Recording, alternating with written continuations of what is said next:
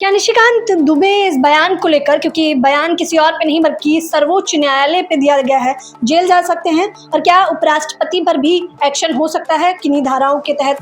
देखिए, मैं आपके माध्यम से बोलना चाहता हूँ कि इसमें 6 महीने का मतलब जेल का प्रावधान है। इसके साथ में इसमें कुछ इकोनॉमिकल फाइनेंशियल ऑफेंसेस है, वो भी होती हैं। व्यक्ति की जो स्वतंत्रता है, जो बात करने की, डिस्क्रिमिनेशंस की और इसके साथ में किसी चीज़ की आलोचना करने की स्वतंत्रता है। इसका मतलब ये थोड़ी है कि आप कुछ भी ऊट-पटांग बोल दो। सबसे पहले किरेन रिजिजू बोलते हैं, फिर उसके बाद धनखड़ जी आते हैं, फिर उसके बाद जी अब आप लोगों ने देख ही लिया कि निशिकांत दुबे, फिर उसके बाद उत्तर प्रदेश का डिप्टी सीएम, फिर बीजेपी कहती है कि नहीं मेरा इनसे कोई लेना देना नहीं है। तो मैं आपके माध्यम से कहना चाहता हूँ कि जब कोई लेना देना नहीं है तो उनके खिलाफ में एफआईआर दर्ज करा दे। सुप्रीम कोर्ट को तवायत, कोठा, शरीयत कानून से चालू होने वाली चीजें चल रही, जो भी कंसर्न प्लेटफॉर्म ऐसा कर रहा है, जो भी कंसर्न प्लेटफॉर्म ऐसा बोल रहा है, उसके ऊपर कार्रवाई करिए। जब चीफ जस्टिस ऑफ इंडिया को ही भारत देश में नहीं समझा जा रहा है कुछ, तो मुझे लगता है कि भविष्य में तो अब आप कौन सी अदालत में आप जाओगे। नमस्कार, मैं ज्योति यादव और आप देख रहे हैं उल्टा चश्मा यूसी। वक्त संशोधन बिल पर सुप्रीम कोर्ट एक फैसला सुनाता है। फैसले के बाद पूरी बीजेपी सरकार बौखलाहट में आ जाती है और एक के बाद एक तमाम नेता बयानबाजियां करने लगते हैं। उपराष्ट्रपति धनखड़ का भी बयान वायरल होता है जिसमें वो सुप्रीम कोर्ट पर सवाल उठा रहे हैं। वहीं दूसरी तरफ बीजेपी के ही सांसद निशिकांत दुबे तो कुछ ऐसा कह देते हैं कि न केवल सुप्रीम कोर्ट बल्कि गृह मंत्री अमित शाह और सीधे पीएम मोदी पर भी सवाल उठा दिए जाते हैं। इस पूरे मामले को अब सुप्रीम कोर्ट में दायर किया गया है। अवमानना नोटिस बाकायदा देखा जा रहा है, लेकिन अब देखना यह है कि सुप्रीम कोर्ट इस पर क्या फैसला सुनाता है। और इस पूरे मामले को लेकर गए हैं कोई और नहीं बल्कि सुप्रीम कोर्ट के वकील नरेंद्र मिश्रा। तो खास बातचीत कर लेना चाहेंगे। ये पूरा मामला सुप्रीम कोर्ट पहुंचा, क्या कुछ प्रतिक्रिया रही सुप्रीम कोर्ट की? देखिए, सुप्रीम कोर्ट में और आज honourable chief justice of India थे नहीं, उनके अनुपस्थिति में जस्टिस बी आर गवई का है। सवाल यह है कि पूरे भारत देश के जो चीफ जस्टिस ऑफ इंडिया है, पूरे भारत देश की जो सबसे बड़ी अपेक्स कोर्ट है, पूरे भारत के 140 करोड़ की जनता की सिर्फ एक ही जगह पर केंद्रित होती है, वो है सुप्रीम कोर्ट ऑफ इंडिया। उसके ऊपर व्यक्ति विशेष को लेकर के टिप्पणी करना पूरे भारत देश के लिए अवमानना है, पूरे भारत देश की जनता के लिए अवमानना है। साथ में व्यक्ति विशेष के साथ में यह भी कहना कि सुप्रीम, उसके बाद जैसे ही ये सारी चीजें आती हैं, एक बीजेपी के एमपी होते हैं जो इस तरह से बोलना शुरू करते हैं कि सुप्रीम कोर्ट ऑफ इंडिया जो इस तरह से पूरा कार्यवाही कर रही है, वो पूरे भारत देश में गृह युद्ध के लिए जिम्मेदार है।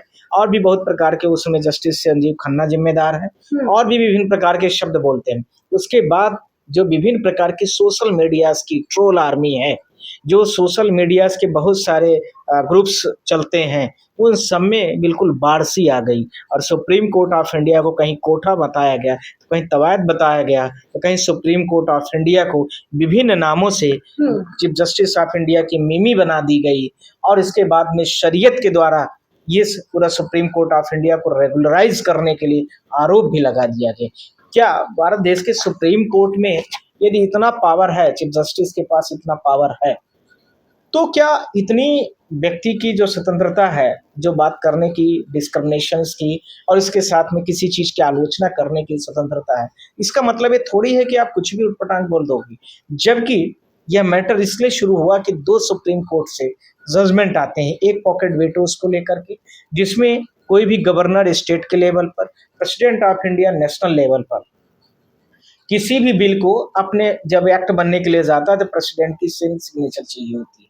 तो नोटिफाइड करने से पहले वो कई इन्फिनिट टाइम तक वो रख सकता है, जिससे जनता का हित कहीं न कहीं प्रभावित होता है। वो आज आप बीजेपी की सरकार है, कल कोई और सरकार होगी, सब पे लागू होगा वो। तो उसमें कोर्ट ने टाइम बाउंड कर दिया कि इस टाइम बाउंड मैनर के हिसाब से आपको 3 महीने में उसको डिसाइड करके देना ही देना है, ये मस्ट कर दिया। इसको लेकर के उसमें परेशानी आ गई। दूसरा, इसके साथ में वक्त जो एक्ट था उसको लेकर के सुप्रीम कोर्ट ऑफ इंडिया की 3 जजेस की जो बेंच थी, उसने सिर्फ और सिर्फ अभी कुछ किया भी नहीं था। इंटरिम रिलीफ के तौर पर एक मतलब 7 डेज के लिए कुछ उनको दे दिया था कि 3 चीजों पर हम स्टे ऑर्डर कर रहे हैं, तब तक आप इसमें नया नहीं करेंगे। अब उसको लेकर के इतना बड़ा बखेड़ा हो गया। अभी तो पूरा जजमेंट आया भी नहीं है, उसके पहले ही सारा आपने तूफान ला दिया है। ये सारी चीजों कहीं न कहीं पर आजकल की जो पॉलिटिक्स है, उस पॉलिटिक्स में किसी नेता से कुछ हो जाए, तो उसके ऊपर पूरा का पूरा समुदाय, पूरा ग्रुप तलवार लेके पहुंच जाता है। उसी प्रकार से किसी पॉलिटिकल व्यक्ति का हो तो उसके पास पूरा पूरा महिमा मंडल करके लोग पहुंच जाते हैं, तरह तरह के लोग। ये सब एक तरीका था। और बीजेपी में करंट तरफ इस समय पर कई एक व्यक्ति यदि कुछ भी बोलता है तो दूसरा व्यक्ति उससे ज्यादा बढ़ के बोलने की कोशिश करता है। इस प्रकार के वहां पर एक टक्कर चल रही है बकायदा। करेक्ट कंपटीशन है। एक इतना बोला तुम, अरे मैं तो इतना बोल देता हूँ, अरे तुम इतना, मैं और ज्यादा बोल लेता हूँ। इस प्रकार के क्रम में 5-6 लोगों का नाम आता है। पहले सबसे पहले किरण रिजिजू बोलते हैं, फिर उसके बाद धनखड़ जी आते हैं, फिर उसके बाद जी अब आप लोगों ने देख ही लिया कि निशिकांत दुबे, फिर उसके बाद उत्तर प्रदेश का डिप्टी सीएम। फिर बीजेपी कहती है कि नहीं मेरा इनसे कोई लेना देना नहीं है। तो मैं आपके माध्यम से कहना चाहता हूँ कि जब कोई लेना देना नहीं है तो उनके खिलाफ में एफआईआर दर्ज करा दे। ये कह दे कि लाइफ टाइम तक इन दुबे जी के परिवार से हमारा कोई लेना देना नहीं रहेगा और न तो पार्टी इनको कभी टिकट देगी। सवाल यह भी है कि लेकिन सर उन्होंने ये भी कहा, बीजेपी से नड्डा साहब ने कहा कि हम पार्टी विशेष से इनका ये बयान नहीं है बल्कि इनकी निजी विचार है, निजी उनकी सोच है। देखिए इनकी निजी सोच है तो ठीक है ना, तो उनको कमान तो देना चाहिए। आपको कमांड भी तो देना चाहिए कि पार्टी के आप अगेंस्ट में जाकर के दे रहे हैं, आपके ऊपर खिलाफ कार्रवाई हो रही है, पार्टी से बाहर निकाल रही है, सब काम होते हैं, आपको करना चाहिए। आपने तो कुछ किया नहीं ऐसा।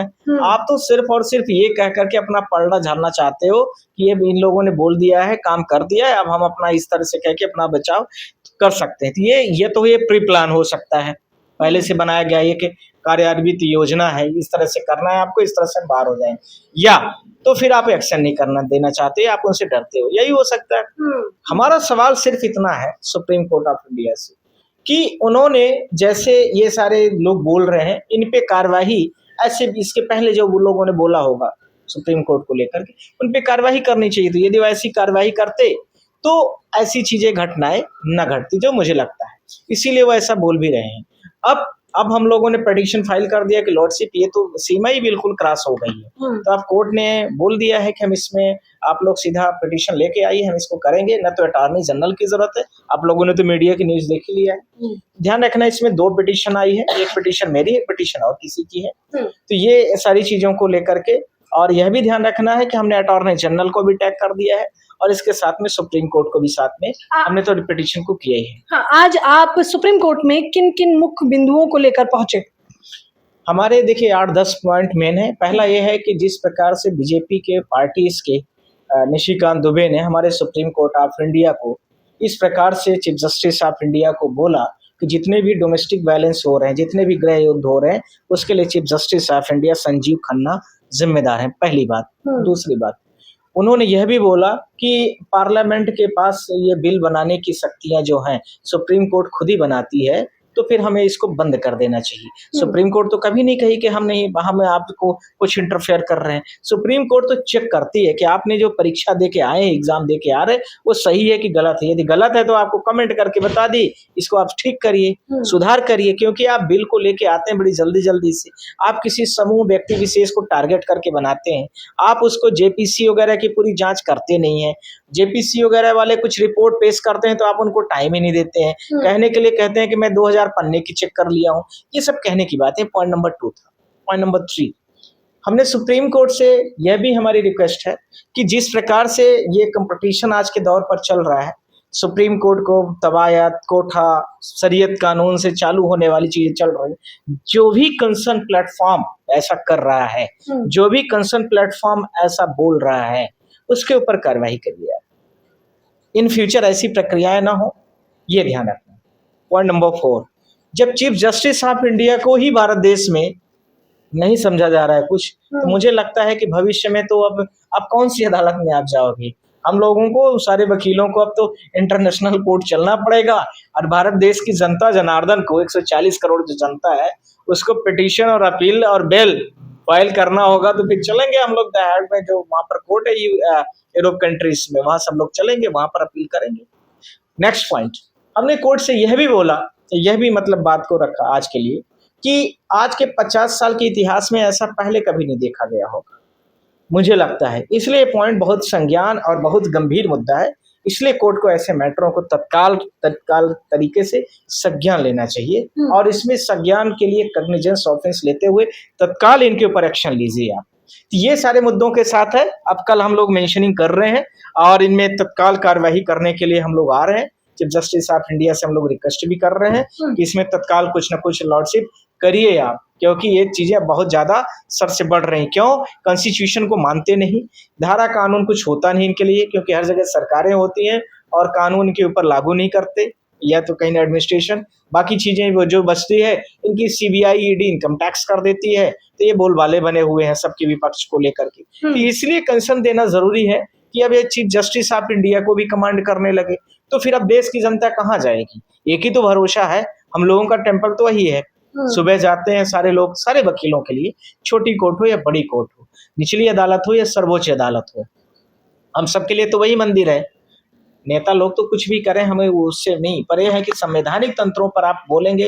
तो मैंने आपसे हमेशा बोला है, देश की जनता के सामने, आपके चैनल के माध्यम से भी बोल रहा हूँ कि कुछ भी चीजें होंगी उससे हमसे मतलब नहीं, हमारा सिर्फ मतलब है कि जहां पर हम खड़े हैं, जब तक सारी चीजें चल रही हैं, कोई भी बिल हो, वकीलों की ये जिम्मेदारी है कि उसको देखें, वॉच करें। कोर्ट की जिम्मेदारी है कि उसमें अपना कंसर्न दे, और पार्लियामेंट की विधेयक की जिम्मेदारी है कि उसको पूरी तरीके से आप रेक्टिफाइड करके ले आओ। ऐसी क्या दिक्कत है कि आप बड़ा बिल्कुल बिल पर बिल आ रहे हो, उसमें सब अपने तरीके से कर रहे हो, तो एक छोटा सा बच्चा भी कर देगा, उसमें कौन सी बड़ी बात? क्या निशिकांत दुबे इस बयान को लेकर, क्योंकि बयान किसी और पे नहीं बल्कि सर्वोच्च न्यायालय पे दिया गया है, जेल जा सकते हैं? और क्या उपराष्ट्रपति पर भी एक्शन हो सकता है किन्हीं धाराओं के तहत? देखिए, मैं आपके माध्यम से बोलना चाहता हूँ कि इसमें 6 महीने का मतलब जेल का प्रावधान है। इसके साथ में इसमें कुछ इकोनॉमिकल फाइनेंशियल ऑफेंसेस है, वो भी होती हैं, और भी वो विभिन्न प्रकार की होती हैं। अब ये कितना डेप्थ में सुप्रीम कोर्ट ऑफ इंडिया इसको लेती है, ये एक बड़ा सवाल है, और मुझे लगता है कंफर्म है कि लेगी। ये भी मैं आपको बता दे रहा हूँ अभी से। होगा, कितना होता है ये नहीं पता है, ये मैं आपको माध्यम से बोल रहा हूँ। हो सकता है कि अटॉर्नी के पास बहुत सारे लोगों ने, हमारे लर्नेड ब्रदर्स वकीलों ने दिया है लेटर, तो हो सकता है कि न पहुंचे, पर मैं आपके माध्यम से बोलना चाहता हूँ कि ये हो सकती है चीज। क्या सुप्रीम कोर्ट, आपने देखा होगा कि बीजेपी के नेता आए दिन इस प्रकार से विवादित बयान देते हैं, विपक्ष के नेताओं पर देते हैं, जनता पर देते हैं। अगर सुप्रीम कोर्ट उसी वक्त स्वतः कोई संज्ञान लेता तो शायद आज ये बात सर्वोच्च न्यायालय पर ना आती। ये बात आपकी कहीं न कहीं ठीक हो सकती है, पर हर जगह सुप्रीम कोर्ट का एक प्रोसेस है, क्योंकि कोई भी व्यक्ति आ रहा है तो इस तरह से करे, पर आप कहीं न कहीं पर आपकी ही बात जेन्युइन है, आपकी ही बात कहीं न कहीं यथार्थ है, उसकी बात को भी, और सुप्रीम कोर्ट सोचती है कि छोटी-छोटी चीज़ों में कहाँ ध्यान दें, यदि ठीक करना हो तो एक दिन में ठीक कर देगी, बड़े-बड़ों को ठीक कर सकती है वो। सब लाइन पर आ जाएँगे, सब कॉन्स्टिट्यूशंस को मानने लगेंगे, सारे लोग अपने आप सारे एज़ पर लॉ चलने लगेंगे। पर सुप्रीम कोर्ट सब हमेशा नहीं करना चाहती है, थोड़ा लिबरल भी रहना चाहती है, और अब ज़रूरत है तो करेगी। इसमें आप देखेंगे उदाहरण के तौर पर पेश होगा। पहले उपराष्ट्रपति और फिर निशिकांत दुबे, एक के बाद एक। क्या अभी बीजेपी के और नेताओं के बयान इस प्रकार से आना बाकी है? क्योंकि इस बयान को भी 2-3 दिन लमसम हो चुके हैं। ये तो बीजेपी पार्टी के नेताओं से ही आपको पूछना चाहिए कि अभी अब कोई और भी बचा है क्या, अभी कोई और भी आने वाला है? अभी देखिए, समय बताएगा कि कौन अभी आ रहा है, कौन नहीं आ रहा है। पर अभी जो आए हैं बीजेपी पार्टी की तरफ से, जिन्होंने किया है, अब वो तैयार रहे अपने तरीके से, हम लोग भी अपनी तरीके से आ रहे हैं कोर्ट में। कोर्ट इस पूरे मामले पर क्या स्वतः संज्ञान लेगी? आपको भरोसा है? पूरा भरोसा है। कल आप देखिए, कल सुबह देखिए आप लोग क्या होता है। तो ये थे सुप्रीम कोर्ट के वकील नरेंद्र मिश्रा, जिनसे हमने खास बातचीत की, और इन्होंने बकायदा बताया कि किस प्रकार से 6 महीने के लिए जेल भी हो सकती है और उन्हें हर्जाना भी भुगतना पड़ सकता है। अब देखना यह है कि क्या इस पूरे मामले पर सुप्रीम कोर्ट एक बड़ा फैसला सुनाता है। बीजेपी नेताओं के आए दिन बोल बिगड़ते रहते हैं, ये पहली बार नहीं है। अगर पहले भी ऐसे तमाम बयान आपने देखे होंगे। फिलहाल इस मामले पर आपकी क्या कुछ प्रतिक्रिया है? निशिकांत दुबे के बयान पर आप क्या कहना चाहेंगे? क्योंकि बीजेपी ने तो पल्ला झाड़ लिया है, लेकिन जनता क्या सोचती है वो बेहद मायने रखता है। दिन भर की तमाम बड़ी खबरों के लिए उल्टा चश्मा यूसी को सब्सक्राइब करना ना भूलें। कैमरामैन देव के साथ ज्योति यादव, उल्टा चश्मा यूसी।